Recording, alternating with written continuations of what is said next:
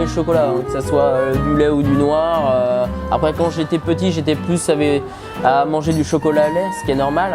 Et après, avec le fil de temps, manger du chocolat noir, apprendre à le déguster et à l'apprécier. C'est une matière, c'est incroyable parce que ce soit à l'état liquide ou solide, on peut faire des choses incroyables. À l'état solide, on peut faire des pièces artistiques, il y a le toucher, il y a cette matière un peu sensible. Le côté liquide, il y a ce côté dégustation qu'on peut faire des gâteaux, de la pâtisserie, des chocolats.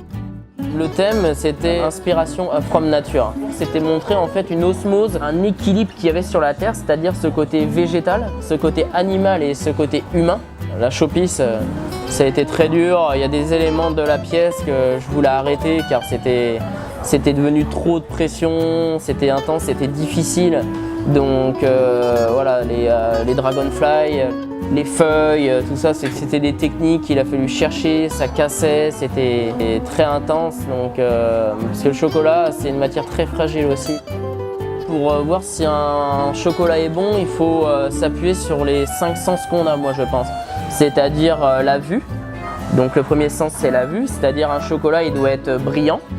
Donc s'il a des traces blanches, ça veut dire qu'il y a eu une mauvaise conservation du chocolat. Donc du coup, ça ne sera pas bon. Après, il y a ce côté touché. Un chocolat, il doit être ferme et cassant, qui dit qu'il y a une bonne quantité de beurre de cacao. Donc c'est signe de bon chocolat. Après, on a forcément le goût. Donc le goût en bouche, ça doit être un goût lisse. Il ne doit pas être granulé, il ne doit pas avoir de grains. Ça doit vraiment avoir une bonne longueur en bouche. Et un chocolat, il doit avoir des notes cacaotées et aromatiques assez intenses. Il ne doit pas s'effacer, il doit rester longtemps en bouche. C'est là qu'on voit un bon chocolat, quoi. Et pour la dégustation, je dirais qu'il vaut mieux déguster le chocolat le matin. C'est là où on a la meilleure sensibilité au niveau du palais, où les papilles sont le plus développées. Donc éviter de manger le chocolat après les repas, après avoir bu du café ou du champagne, des choses comme ça. Vaut mieux le manger seul. Et quand on goûte plusieurs chocolats, il est important de se rincer la bouche entre chaque chocolat. Voilà.